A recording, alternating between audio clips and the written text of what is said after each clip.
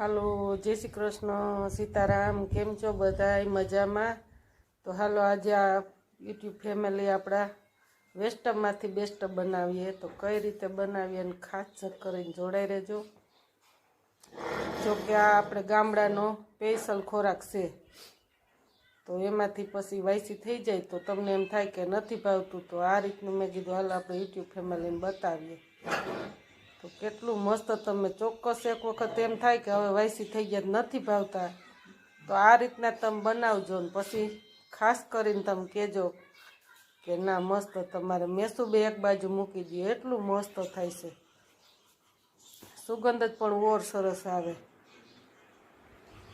તો આ રીતના તમે શેકી હિંગ બનાવી શકો. ગરમ કરી પછી ઢેપલી હોય તેમાંથી આપણે લાડવા વારી શકીએ. લાડવા હોય તો વીખીને આ રીતના તમે શેકીને, ઘી હોય તો ઘી અથવા તેલ પણ ગરમ કરીને પછી ઉમેરવાનું. ઘી હોય તો એમને નાખીને સીધું હલાવી નાખવાનું. પછી આ રીતનું ઠરી જાય સેજ ગરમ કરીને બહુ મસ્ત. તમે ચોક્કસ એક વખત બનાવજો. તમે કોઈ પણ બનાવતો હોય તો એમ કહેજો કે અમે બનાવ્યું છે આ રીતનું, કમેન્ટ કરજો.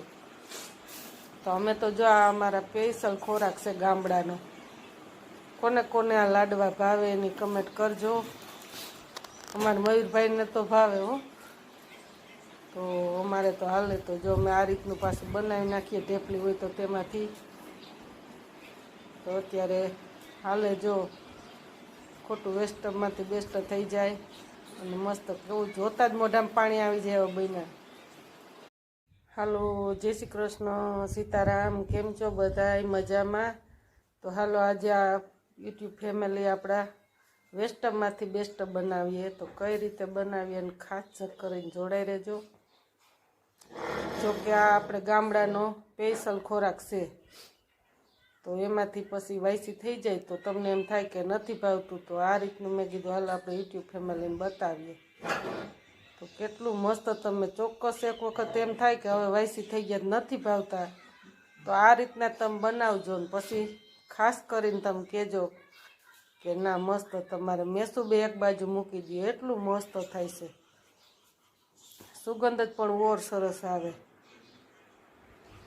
તો આ રીતના તમે શેકી હિંગ બનાવી શકો. ગરમ કરી પછી ઢેપલી હોય તેમાંથી આપણે લાડવા વારી શકીએ. લાડવા હોય તો વીખીને આ રીતના તમે શેકીને, ઘી હોય તો ઘી અથવા તેલ પણ ગરમ કરીને પછી ઉમેરવાનું. ઘી હોય તો એમને નાખીને સીધું હલાવી નાખવાનું. પછી આ રીતનું ઠરી જાય સેજ ગરમ કરીને બહુ મસ્ત. તમે ચોક્કસ એક વખત બનાવજો.